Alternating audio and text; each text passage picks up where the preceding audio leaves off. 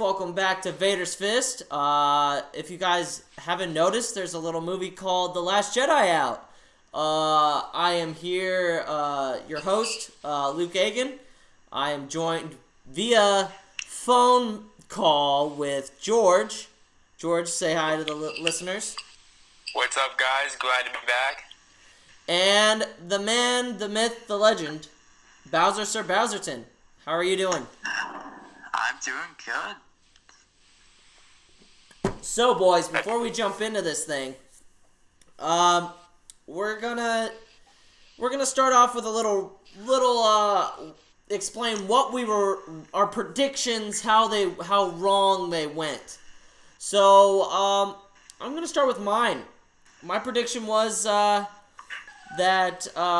Rey was going to... Well, I predicted that Luke Skywalker was going to fight with his green lightsaber. Damn, I was wrong. Sort of not wrong in a way because of that flashback, but we'll get more into depth about that later. But I really enjoyed the way they portrayed Luke in this movie. Especially, I was very caught off guard by when Rey gave him the lightsaber. He pretty much just went, "Oh, that's cool, kid. I remember this thing," and threw it. Like he didn't even care. It was kind of weird a little bit. Bowser, how did you enjoy it?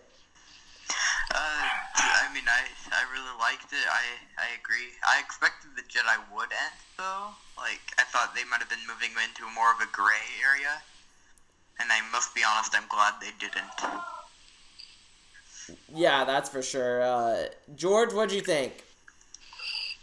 Yeah, kind of go off the prediction thing. For a little while, I thought I was right that Rey and Ben were actually brother and sister. For a little while, it looked like it was going there.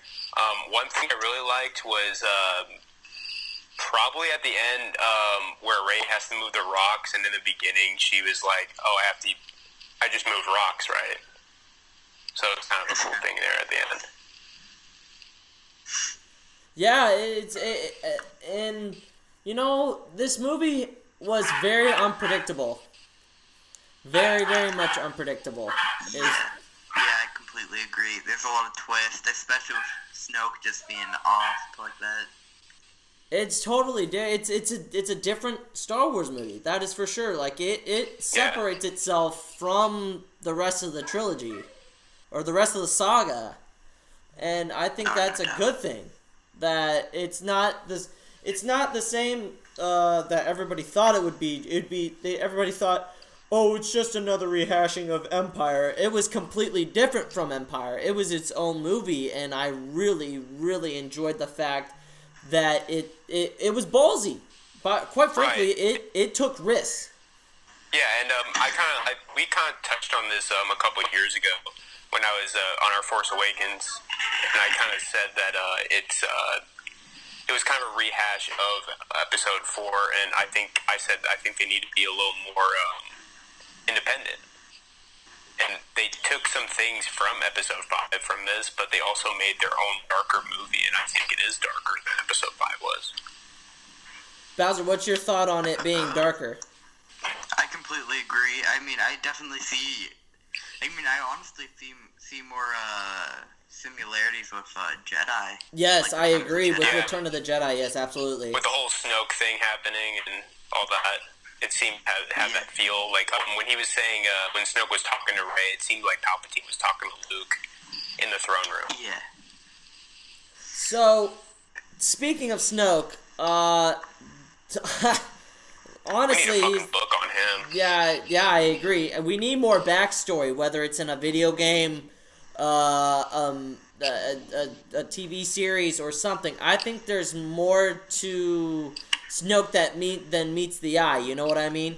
He was very, very, very powerful. But right, and it's kind of disappointing in a way because you build him up in 7 and we barely see him, and then you barely see him in 8 and now he's fucking dead. Like, what's the story with this guy?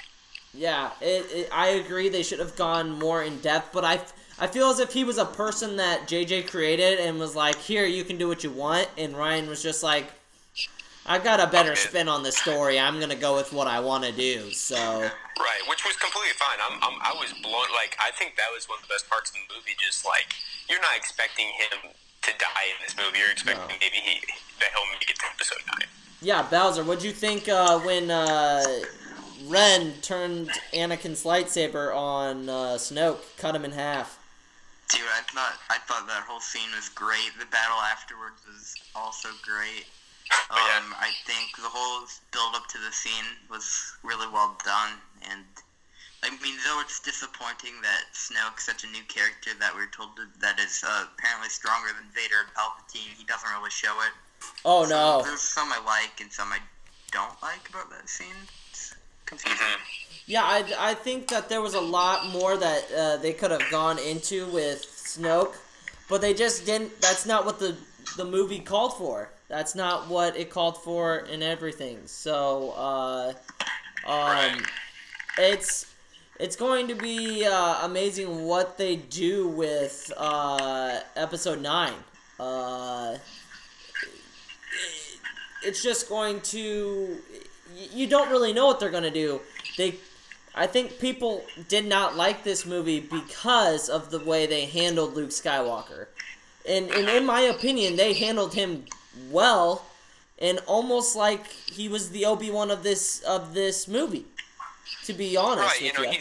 He's dealing with a lot of things, and people, I don't think people understand, like, oh, he's Luke, he's supposed to just fight through it, but, he's dealing with a lot of stuff. I mean, he betrayed not only his brightest pupil, but his nephew, and he turned him into this monster.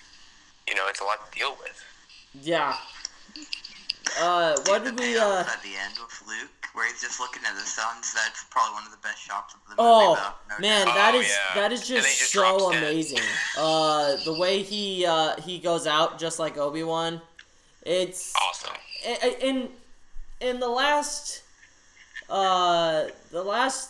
30 minutes or so in that movie is just, I think, the best 30 minutes of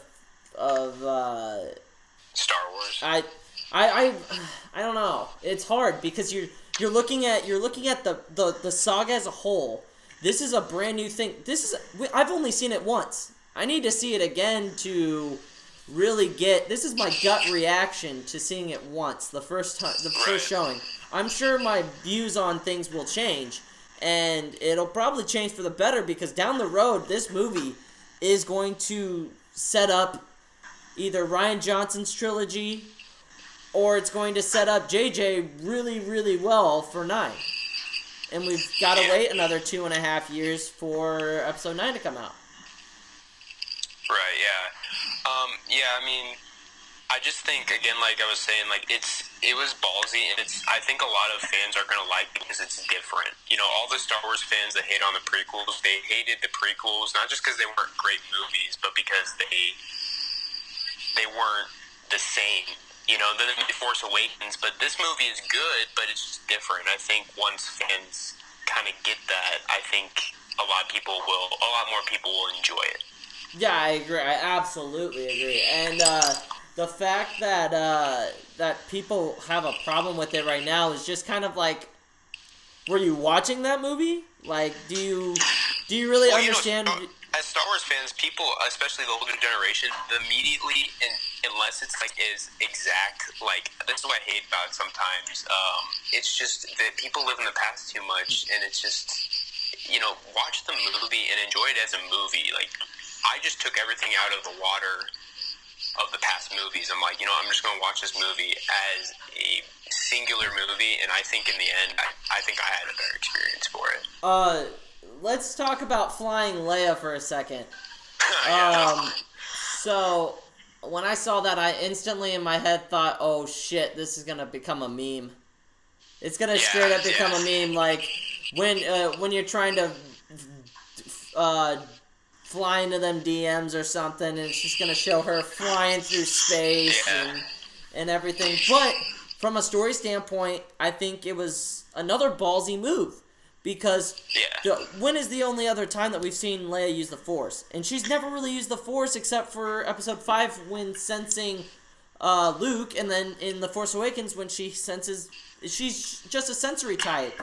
we've never seen her actually use the physical force to do anything. She's like a force-sensitive child, basically. I'm willing to say that that's probably my least favorite shot in the movie, though.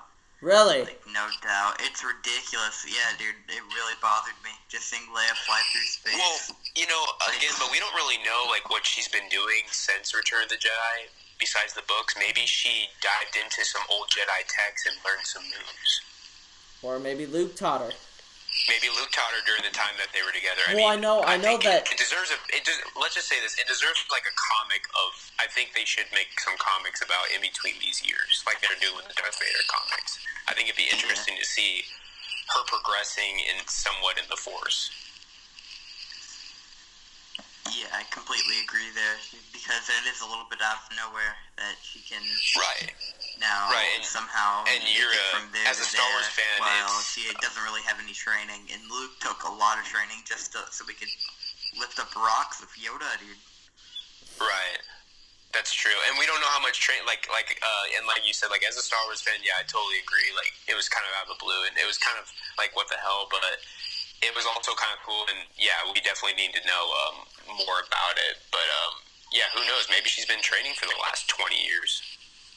And in the aftermath, Luke taught her some stuff. Right. He taught maybe her that's how what to. They're hinting at? What? Maybe that's what they're hinting at. Not maybe. Right before Ben was born, Luke taught Leia to clear her mind and to focus herself on certain things, and that was able to help her get through certain situations throughout that book. So I mean, it was a little jarring, I agree, but I mean it was cool. I mean to see Leia actually use the Force, and I mean if you read this from a certain point of view, Yoda wanted to train Leia, right? Which doesn't seem to make sense for Star Wars fans because she's not Luke. She's not Luke. So it's like why does Yoda want to train her? What's so special about her? Because it doesn't seem like she is the Force sensitive type, and then come to find out she does have it. She just doesn't use it very often. Bowser, what do you think? Yeah. Well, I think I've always thought it was interesting that Yoda actually wanted to train her over Luke, and it feels like we get to see a little bit of that because like Luke seems more arrogant to him during the whole of Empire, and he's not really listening to any of his advice. No, he's not at all. Yeah, and Leia's a lot more calm, and she'd probably be easier to teach from. Not to mention, he's like, wow, that was your job, Obi-Wan. Yeah. The one disappointing thing I had with the movie was we didn't get to see the Knights of Ren. Yeah, the Knights of Ren were a. That's a big question mark, and there's a big rumor. I was watching some other YouTube videos. There's a rumor that they're the guards. They're the Imperial Guards. You mean the Praetorian Guards? His guard. I don't know about that. I hope that they go into it at 9 or they release something. It just was weird because you have that huge, dramatic flashback or flash forward or whatever it was supposed to be. That Force vision Rey has, and there's the Knights of Ren with Kylo Ren, and we don't see them at all. Yeah. I just thought that was kind of weird. Even though it's different directors, I just didn't understand. I felt like that was a very big deal in this story. Yeah, I agree. At one point, I was thinking to myself, watching Rey and Kylo go after the Praetorian Guards, I was like, hey, what if the Praetorian Guards are the Knights of Ren? Right. But then it was like, hey, that doesn't really make all that much sense, to be honest. So I feel like they'd be more loyal to Kylo than to Snoke. Yeah, that's what I was thinking too. Bowser, what do you think? Yeah, I mean, I think it'd be a cool idea. I think we'll definitely see them in 9 because they were totally just ignored in 8. But yeah, the Praetorian Guards were. Yeah, I could see where some people might think they were the Knights of Ren. They were obviously skilled. Oh yeah, for sure. Right. So let's get to more into the story base. Like the beginning was absolutely a joy to see Coy do the banter with Hux and pretty much making fun of Hux the entire time. There's not, you don't really see that type of humor in Star Wars. Right. Really. Right. Not really since the original films, honestly. What'd you think, Bowser? Yeah, I think it was a really fun scene, dude. Just the beginning in general, and I thought it's a little bit ridiculous how they didn't send any fighters after him, being that everybody was telling him to. But yeah, it was a fun scene. Yeah, I think it's funny because if you've been reading the Poe Dameron comics, during like the time, like during The Force Awakens, or right before The Force Awakens, she's training, Leia is grooming Poe to become the next leader of the Resistance. And we might see in 9. Yeah, he probably will become the Resistance leader in 9. But just the fact that he gets demoted because he is arrogant, he's a hot shot, he's a hothead, I think it's a great call on Leia's to really challenge him to change his ways. Mm-hmm.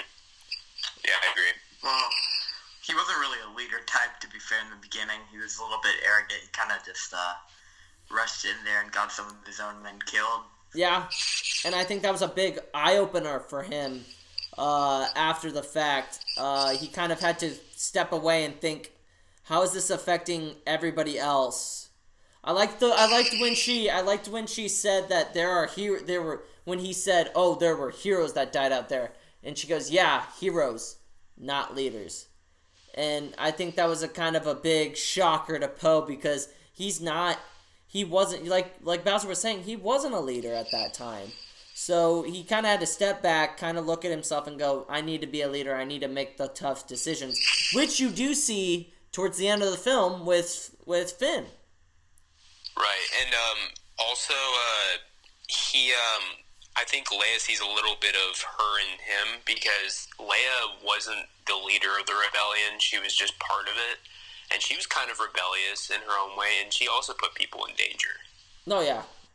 Like she didn't have to be on that ship after Rogue One, but she did, and then Obi-Wan, Luke, and Han had to risk their lives, go out of their way to save her. Yeah.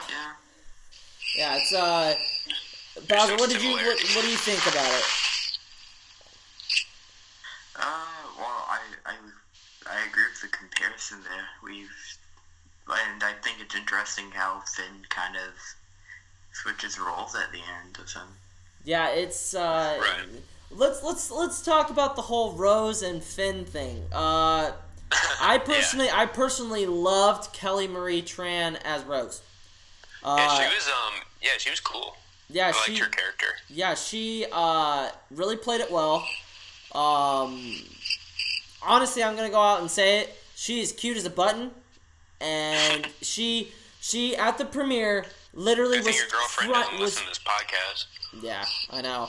Well, okay. Anyways, so I think she is the most down-to-earth person because she loves the franchise as much as anybody else on the cast, which means that she focused on her performance and absolutely nailed it for me. I loved Rose, and I cannot wait to see what hopefully JJ does with Rose in Ep 9. Right. Yeah, totally. I think she was an interesting character, but to be honest with her and Finn's storyline, I think DJ is the one who stole all the scenes from me. I really enjoyed him. Really? You really enjoyed him? Yeah, I thought he was interesting. The code breaker of him. Yeah, I don't know. Yeah. Well, everybody coming in thinking, oh, DJ's a dark Jedi, he's Ezra. Nah, dude. He was none of that. He was a guy that showed up in a jail cell with Finn and Rose and was like, I can slice stuff. Dude, he just knows that, like, I love his realization. He's like, yeah, I'm not choosing sides.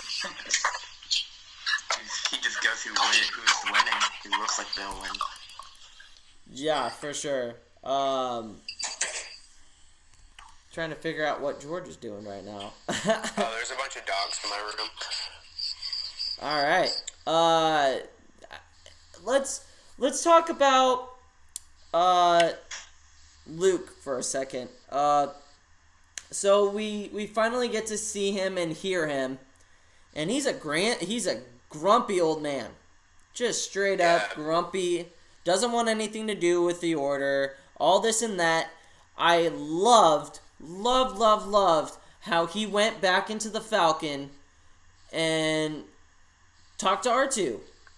R2, who, by the way, I think was not used very well in this movie at all. No, I agree. R2-D2 was not handled very well in this movie, which is is unfortunate to a otherwise very good movie. But him showing the hologram of Leia in episode 4, I think was a good throwback to honor Carrie. In a way, it was a good way to honor Carrie. And I loved how Luke was like, wow, that's cheap, R2. I think... to keep the comparisons going, Luke reminded me of a Count Dooku. Ooh. In a way, because I think the only scenes where we really got to see the old Luke is Count the Dooku end. believed in the Order, but he just felt betrayed by some little things, you know? And I feel like Luke, I thought Luke was going to turn to the dark side a couple times in this movie. Cool. Bowser, your take? I saw a bit of a gray Jedi type of thing, even though I already said I didn't want that, except he already was kind of pushing the bounds of the Jedi, it felt like, following those books. And I think I think it was as a prequel guy. I love that he didn't say Emperor Palpatine. He said Darth Sidious. When he said Darth Sidious, I was like, prequel. He said something about the prequels. I did not think Kathleen Kennedy would ever let that happen. Oh, dude, she's gonna let anybody do anything they want if it fits the story. So I loved as a prequel guy how they were able to take a little bit of what happened in the prequels and made it into dialogue. I think it was a good callback, and it pleased me. Bowser, what about you? I know you're almost a bigger prequel person than I am. Dude, I like it. I mean, I think it's a little bit weird because he would know him as the Emperor, not Darth Sidious, but I'm completely fine with getting any prequel stuff we can get. Dude, for sure. It's ridiculous. Yeah, for sure. Another thing that I liked Luke's humor. His humor was more, I think Ryan really gave Mark the reins a little bit on how he was acting. I think there was more Mark Hamill at some points than there was Luke. You guys, I agree. Do you guys agree? The scene where he has Rey closing her eyes and she's like I can feel it, and he's just like tickling her like with a piece of a plant. He's like, can you feel it? Can you feel it? Yeah. Yeah, that seems hilarious. Yeah, that was total like Mark Hamill. Like, that's just a total, like, Mark Hamill thing to do. Just, like, his personality. That's not Luke. No. I mean, maybe because he's been through so much that he's just, like, he just doesn't have a care in the world anymore. He just doesn't give a shit. Bowser, what is your take? Yeah, dude, I think Luke was probably my favorite character in the movie. Oh, I agree. His humor was really... I thought he was really funny. Which kind of sucks that he died. First off, and... every moment we got to see a little bit of Return of the Jedi Luke, I thought was great. Yeah, I like the way he went out. I know we're jumping around a lot, but it's just like there's a lot of good things in this movie. Like, a lot of good things. Like, let's go back to the whole Yoda scene. That was one of the best scenes in the whole movie. Because, and then he, like, lights the cave on fire. Yeah, I was like, Yoda, what the hell are you doing? What are you doing, bro? You're setting the... What are you... What's wrong with you? It was symbolic because he's saying, it's kind of like as Luke, like, you know, like when Luke was the only Jedi left in Return of the Jedi, he's saying you don't need some books to have an order. Well, the thing is that Rey already took the books from the tree. So when he said did he say the child has what she needs to learn or something like that along those lines? Something along the lines. She has the books, and it's in right before she gets into the escape pod.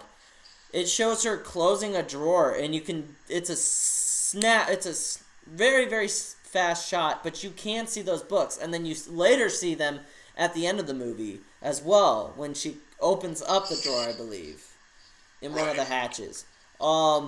Bowser, how'd you think Yoda was portrayed? What'd you think of his portrayal?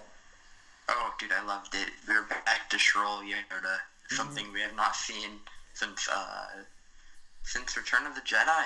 No, Shroll more Yoda's like best Yoda. More like. And he was just like, we don't need that Shri.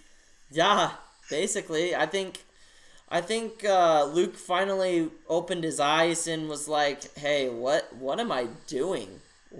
I'm not helping. Like, this isn't me. Like, what's going on?" And I loved how he decided. Well, man, the things they did with the Force in this movie, it's just ridiculous. It's stuff that we've never seen before. Like the bridging of the minds. Yes. Like Snoke did. We never saw that in the prequels. Well, okay, we saw it to an extent in the prequels and the original trilogy, but we never were able to. But not to that kind of like, and just like how I thought it was crazy. Like, you know, when Snoke electrocutes Kylo in the beginning, how quickly he does it, because it was a built-up thing in the prequels and the other movies. Yeah. With the Sith lightning, like, he did that real quick. Like, he turned around and it was done in like a split second. Bowser, go ahead. Something interesting about them being linked, like Kylo Ren and Rey, kind of felt like a Force bond from the EU and all. And it made it. This is where they did the whole misdirection. It made it seem like they were brother and sister. Because of the way Luke and Leia had that connection in Empire. And then they flipped it on its head when Kylo tells Rey that she's basically not supposed to be part of the story because she's a nobody. Which, by the way, I think, call me crazy, but I think he was lying to her. I think he's lying to her too. I think he is. I think he's honest. I mean, he had all the reason to lie to her, Bowser. I mean, think about it. He's trying to convince her to rule the world with him. He'll say anything to get her to do it. Well, what he was saying, he was like, you already know the truth. It's pretty much what he was saying in that scene. And then he's just the one who says it. Like, she's not denying. I don't know. I just don't. As Kylo, the thing Adam Driver's done really well is like, he's so cold. Like, I was reading this article. He said that he doesn't give hugs and he tries to be as least emotional as he can when he's getting ready to play Kylo, because he says, I need to be super cold. And there's something that I just don't trust with him, you know? Go ahead, Bowser. He's deceptive, I will say that, but I just don't think he was lying to her there. I think he was telling the truth, because I think he actually found a friendship in Rey there, kind of at the end, man. That's true. That's a good point. I guess we'll have to find out and see for sure, because I feel like it's still up in the air.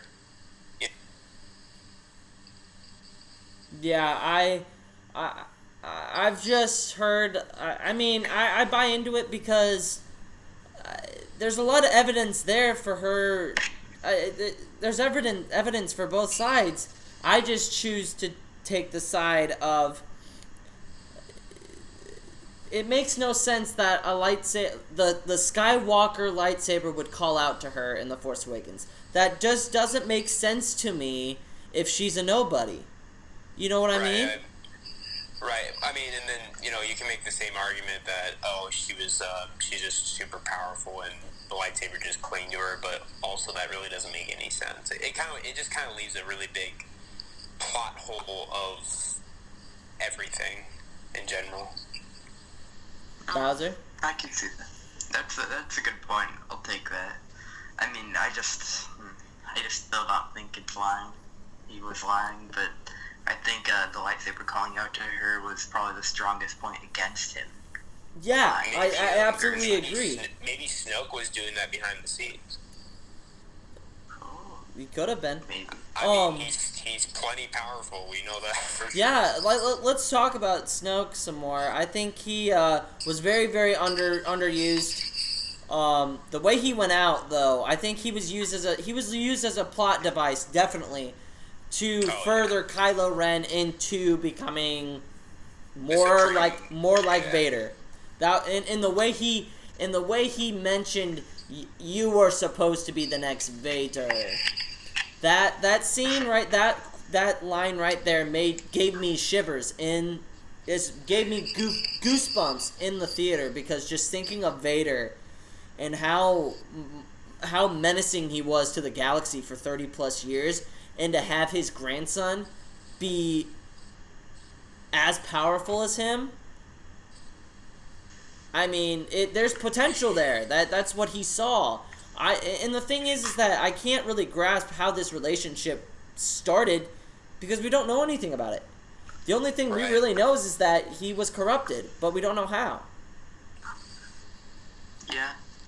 Well, what I think is weird about that scene is just shows, what I think is cool about it just shows how much damage Vader did, where his legacy just completely outlives Anakin's. Yeah.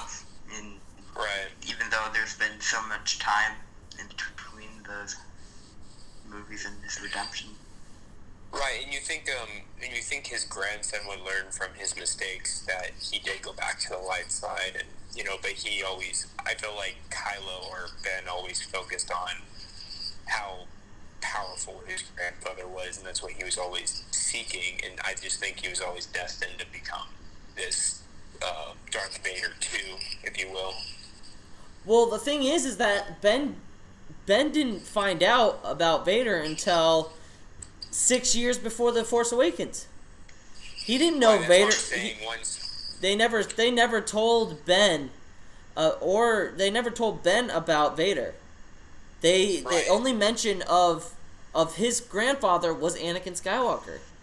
So right, but I'm saying once he found out. Oh yeah, I mean once he found out, he obsessive. Yeah, and the thing is that I think that's a big turning point in the relationship between Han, Kylo, and Leia and Ben, because it's like he feels as if he can't trust them because they held a secret, a very, very important secret about his family from him. Right. And I think he had a little bit of bitterness about it.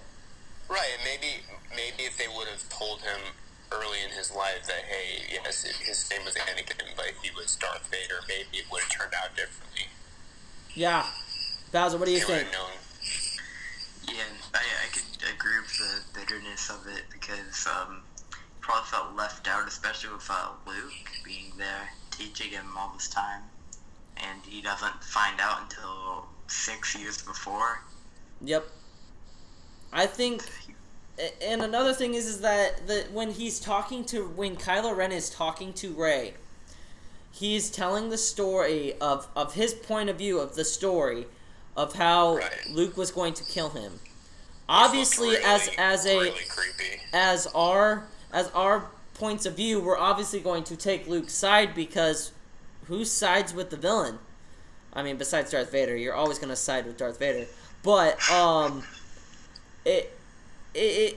then when Luke told his story, it's like, if you're Rey, who do you believe? Who do you believe? Because on one point, Kylo, I mean, it's easier to really go with Luke because Kylo killed Han. And she still hasn't forgiven him for it, and I don't think she ever will, in my mind. What do you guys think? I think, I think the final story she hears where Luke has to basically, I think Luke tells the truth at the end. Like, I mean, I think both of them had a little bit of truth in them.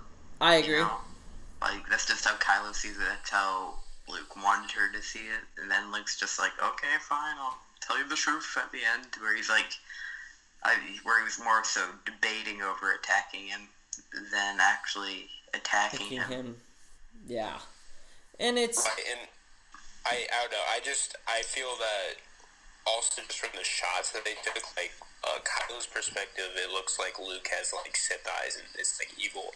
When Luke tells the story, he, like, has his lightsaber out, and he's about to turn it off, and then Ben wakes up and actually attacks him. Yeah. Yeah, I see that because, in Kylo's story, it looks like Luke's actually swinging at him, and then Kylo just activates it in time. But from Luke's final story, he's like, it looks more like Kylo just sees it with it activated, and he just goes to attack. Yeah. And I think it's interesting how Luke sensed that Kylo had all this darkness inside of him, but he wasn't able to sense it before they started his real training, which is interesting to me. Right, and there was one thing interesting that George Lucas always said.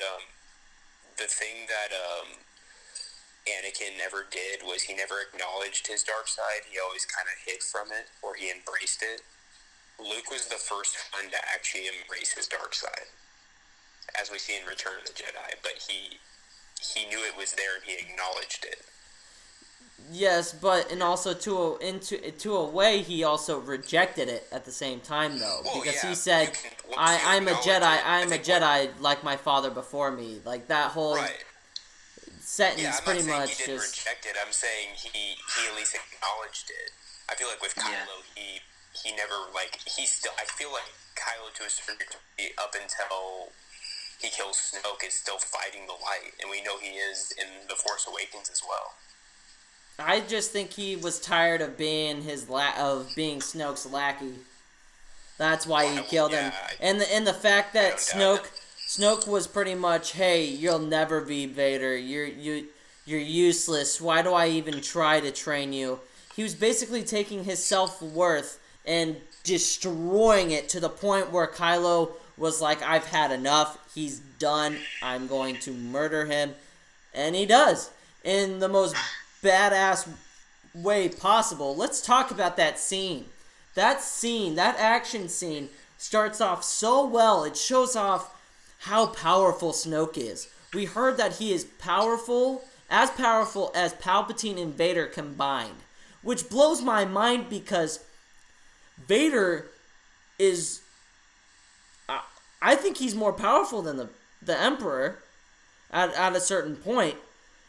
How can Snoke, a person that we do not know about, how can he be more powerful than Vader? It's mind-boggling to me. Well, Vader wasn't more powerful than Palpatine because of the suit was susceptible to Force lightning, so actually Palpatine could just kill him in an instant. Without the suit, he would have been. But again, we don't know who Snoke is, so, and I think it was pretty obvious that, he is pretty powerful. Like, everything he did was mind-boggling, honestly. See, this is where Go ahead, Bowser. I honestly don't know if I believe that the more powerful than Vader. I don't think he's shown enough to prove that he is more powerful than Vader, because Vader just basically almost single-handedly wipes out the Jedi. The thing is that we never saw the Emperor levitate people. We never saw him mind probe. We never saw him torture. I mean, he tortured with Force lightning, but he never got into people's minds. That's why I'm saying that Snoke was able to use the Force, the dark side of the Force, so much differently than either Vader or Palpatine, which makes it even more interesting. And it all goes back to when I first thought that he was Plagueis. Right. Because those are types of things that Plagueis was able to do. He was the most powerful, not the most powerful Sith, but he was one of the most powerful Sith to ever live in Legends. And he was able to do sort of the things that Snoke was doing. Right, yeah, that's true. So that's why in the back of my head I still think that there is still a place where Snoke could be Plagueis. Or they just took some of his powers and gave it to Snoke. Maybe. And that was kind of like a nod to all the Plagueis fans. Bowser? That's what I think it is. Dude, I kind of hope it is, just because that means Snoke could have cheated death. Yeah, but I mean, he lost his head. He's dead now, though. And I don't think he can come back from this. Yeah, he lost half his body. But granted, Darth Maul, yeah, Darth yeah, Maul you're survived right, it. Darth Maul. And the choreography for that fight was just absolutely amazing. Can we just It give was. It's true. good job, stunt choreographers? You did a great, fantastic job. They had almost a Phantom Menace / Revenge of the Sith lightsaber moves to it, because they wanted to make the lightsaber battles like the original trilogy, where they're kind of slow and methodical, because the prequels were when the Jedi and the Sith were at their best. Like it still kind of had that feel of like it's this fast tempo, crazy moves kind of fight. And I thought it was great. I think it's more towards Game of Thrones way of sword fighting. Oh, dude, I completely agree. I was thinking Tower of Joy the whole time when I saw it. Yeah, absolutely. Like in the Praetorian Guards, sure they put up a damn good fight. They almost killed both of them. Yeah. Damn near. Yeah. That's why I think that those guys might have been the Knights of Ren, because they were able to fight with a Dark Force user and Rey, who is technically a Jedi, or if she is a Jedi, you don't really know, but it was amazing how well they were fighting with those two. Almost managing to kill both of them at one point. And now let's get to the part that I was really, really, really upset about. So they've killed all the Praetorian Guards, and I'm sitting here and I'm going, okay, yeah, so Rey's not going to go with Kylo, because Kylo's crazy. So I honestly, for a second there, I thought she was going to do it.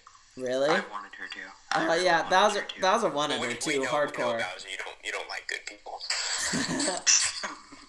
Whatever. Dark side fan, man. So I'm sitting there and I'm like, okay. And then they start fighting over the lightsaber, and I'm like, And then they break it. this ain't good.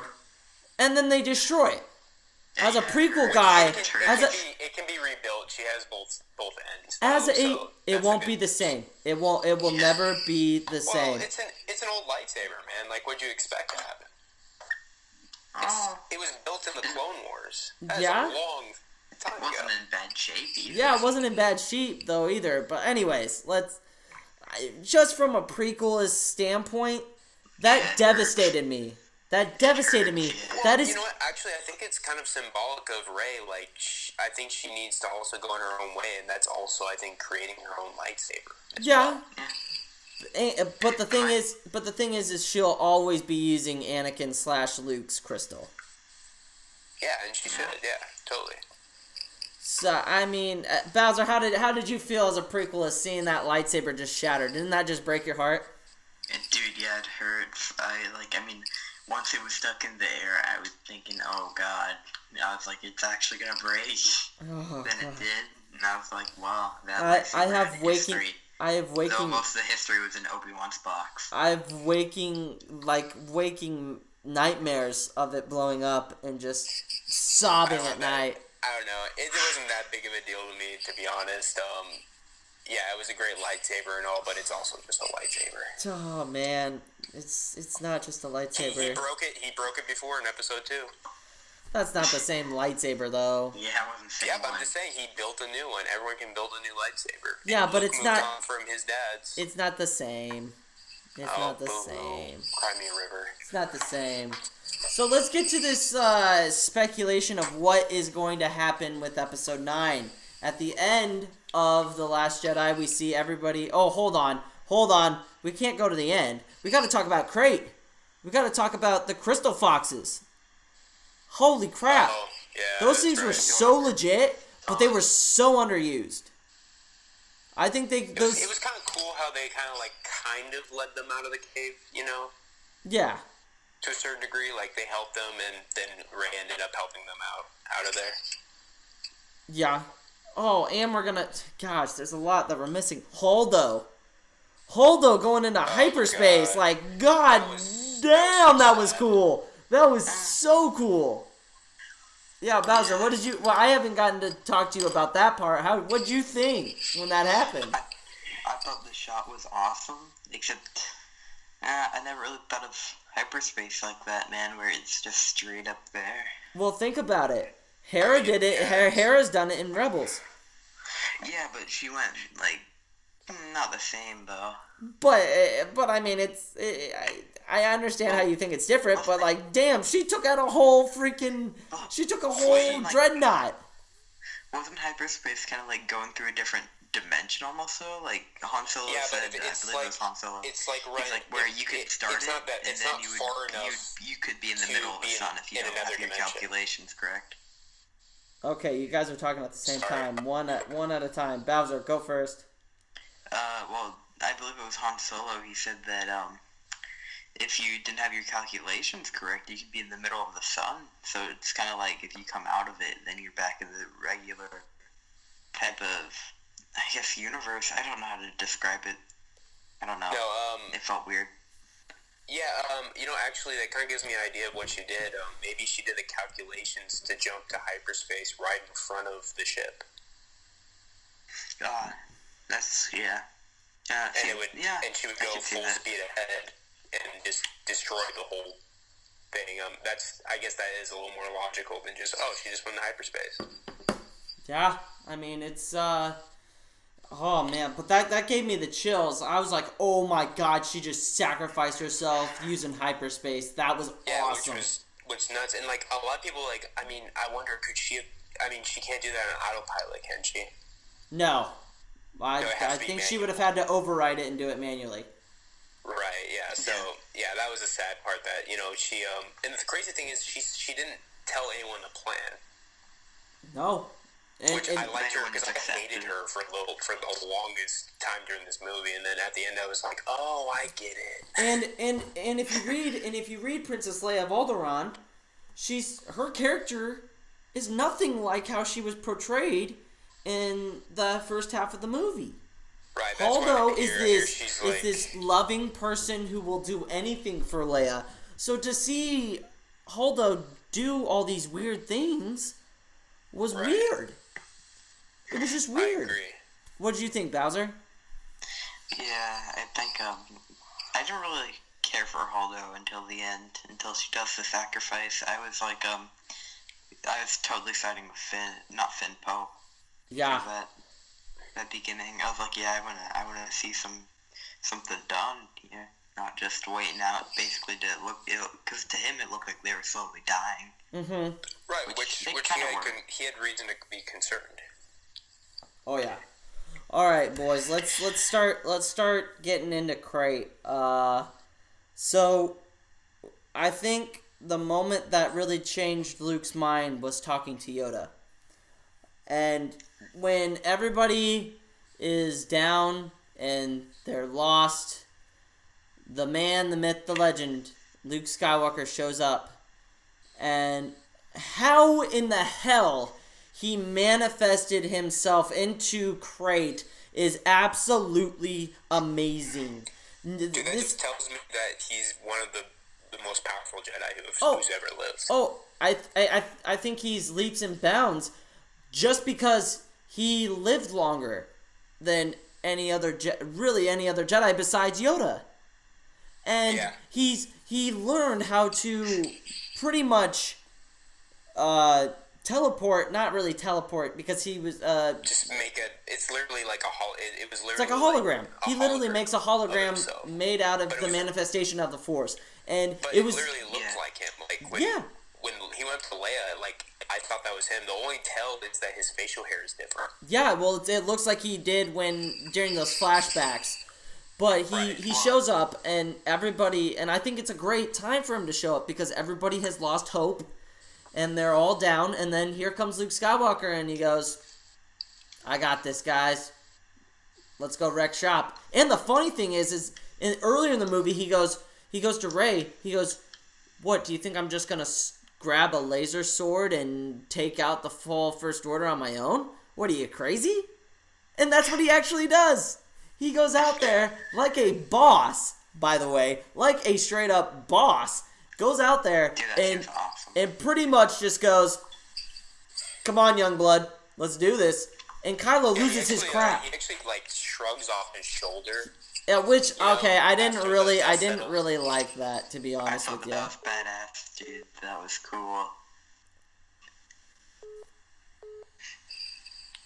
Yeah, and then the whole thing, like, where he has Anakin's lightsaber, and then that was also another tell. And the fact that in this movie, he is basically Obi-Wan. He had his Obi-Wan moment, where he was able to distract somebody and give up his life. Yes, eventually. basically. And, go ahead, Bowser. No, I was just agreeing. And I think the way he went out was great writing on Rian Johnson's part. But the thing this will never happen because Disney is now going into a different direction. But a great callback would have been seeing Luke look out into the sun and then all of a sudden see Hayden Christensen with his hand on Luke, and Luke looks up and he goes, "It's time, my son," and then they disappear. That would have, I would have lost my freaking mind. I was halfway expecting to see Anakin like with Luke or with Kylo in some way, like because there's rumors that Hayden Christensen was on set, and maybe he was, and they just couldn't find a good way to put it in. But yeah, I was hoping for that, and that would have been great. Bowser, what do you think of my idea? Oh, dude, I think it would have been cool, even though I do kind of dislike the callback to A New Hope, where it's just Luke looking out at the suns. But I could agree, seeing Anakin would be amazing. It would have tied everything together. It would have brought. It just. Can you imagine just his father saying, "It's time, son. You need to come home," and just, bam. Just right. Doesn't that just give you the chills? It gives me chills right now. Like I have freaking goosebumps, guys. I should have written episode 8. Nah, man. I can't put my thoughts onto paper. It wouldn't have worked like that anyways. And I mean, sure. Now with Carrie Fisher gone, I wish they wouldn't have gone that route. But the way they did it, I thought they handled it perfectly. Perfect, just absolutely perfectly. I wouldn't have accepted it any other way. Now, let's talk about the books. She does grab the books before Yoda starts that tree on fire, correct? Am I correct of thinking that? I guess I didn't really catch that. I'm seeing it on Saturday again, so I'll have to look for that. Bowser, did you see it? Did I see what? The books. The books. Oh yeah, I saw them at the end. I'm glad she took them. Yeah, it is ancient Jedi knowledge, but a part of me is like, no, she shouldn't have. Yoda destroyed that tree. But we never really saw Luke give her the book. She must have just taken them before she left. Which is a Rey thing to do. Yeah, absolutely. In general, that's her character. It's kind of, I feel like she's more rebellious than Luke was. Yeah, and it's her story now. It really is her story. It's right. The Skywalkers are done, and this is the way Disney wants to do it. And fine, go ahead and do that way. But I Technically, want. Kylo Ren is a Skywalker, but But we all know Ben's not gonna be redeemed unless he dies. well, So, I know. so but he either dies or he never comes back, and I think he's dead. we live on. But after he's gone, there are no Skywalkers left. This story of the Skywalkers is over. It's Which no more. I think that's a hint that episode 9 is the last one in George Lucas's saga. Period. What do you think, Bowser? Yeah, I agree completely. It's the end for the Skywalkers. Well, if Disney's gonna do what I think they're gonna do after buying 20th Century Fox, we can't have another trilogy in the saga. And I think it's great that they have Rian Johnson making his own trilogy, so he can bring in new characters, bring in that new story that people will love. Because if we keep beating around the same bush, I think that a lot of people will become disinterested and kind of pissed off. And I think this was basically Rian Johnson's trailer. This whole movie was his trailer for his trilogy, whether it happens in the past or whether it happens in the future. I think it's going to, and I mean, look at what happens at the end of the movie in Canto Bight. And honestly, I didn't really want to talk about Canto Bight because it was okay. It was all right. It just wasn't worth talking about for me, anyways. Right. No, I agree. The little boy, kind of looking at the sun, not the sun, the moon, and then seeing the hyperspace of the Falcon was pretty good. But he is a Force-sensitive child. What does that mean? Does that mean that Rey is going to get the chance? Because he's got the Resistance ring that Rose had on. Is he going to join Rey in becoming a Jedi? Is she going to start her own Jedi Order based on the old prophecies? Or is she going to mix it up and learn from their mistakes? Like, where is this going to take the Star Wars universe? That's my real question coming out of it. I kind of took it 2 ways. I kind of took it that way, like she's going to make her own Jedi Order. I also took it as Rian Johnson kind of saying, like, hey, I can do stuff too. Yeah. Kind of like, hey, there can be other characters in this series. Will have some significance in the future. What'd you say, Bowser? Maybe that boy will have some significance in the future at the end. Maybe you'll be a main character of the series, the Rian Johnson trilogy. And I wouldn't mind that. I wouldn't mind that at all. If Daisy comes back in 10, 15 years after 9. She said she's done with Star Wars after 9. Yeah, but she'll come back if they pay her enough. So with Harrison Ford, dude. Yeah. With Harrison Ford. Yeah. I mean, I guess we'll see. I don't want that. I just, honestly, I think after 9, I think we need to be done with this story. I think there needs to be other stories told. And that's what the anthology films are for, dude. Those are what the anthology films are for. Well, no, I think even with a trilogy, I think especially, like, why, I mean, I know it's a great story and all, but I don't think as Rian Johnson, I don't think he's going to live in George Lucas's shadow. Yeah. You have the ability, and I think that Disney in general wants to go in a different direction because a lot of people will be pissed off if they fuck it up with another bad, excuse my language, with a bad trilogy like the prequels. Ooh. Yeah. I don't know if I'd use bad. Yeah. No, not bad, but you know what I mean, like where people are disappointed. Yeah. Yeah, disappointing for sure. That's just the word I was looking for. We're gonna go ahead and grade this from a scale out of 10 out of 10. Bowser, you go ahead and give your rating. What's yours out of 10? I will say 8.5 out of 10. I enjoyed it. Okay. George, go ahead. Yeah, I'm kind of like, I'm in between 8.5 and 9, so I'd probably say like 8.8, around there. 9 maybe. I'm going to say a 9.5 out of 10. I've only seen it once, and I absolutely fell in love with what Rian Johnson did. I think he made a masterpiece in the great Star Wars universe that we know and love. And I really have to look at it, because I think it might stay at 9.5, but hell, the Force Awakens wasn't even what was like an 8 for me. So, and it wasn't even as good. So we'll just see how it goes. I gotta see it again before I can really argue that it's in the 9s. I'm gonna give it 8.5 just for the great movie that it was in general. But I really want to watch it again so I can really dive into it and really see what this is really about. Bowser? Yeah, dude, totally. I think it needs some time to wear on it to see, like, cause the thing with Rogue One, I ended up liking it less over time. Like, dude, I loved it in the beginning, but in this one it might be the opposite, or it might be the same case. Yeah. Right.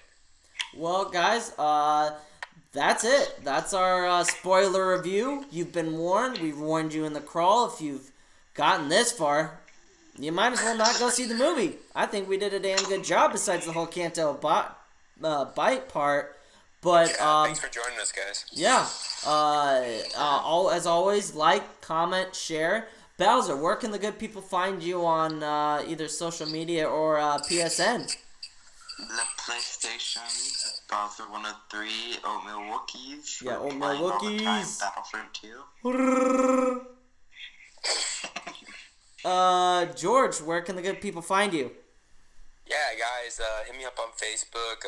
Just how my name sounds, George, George Poulos.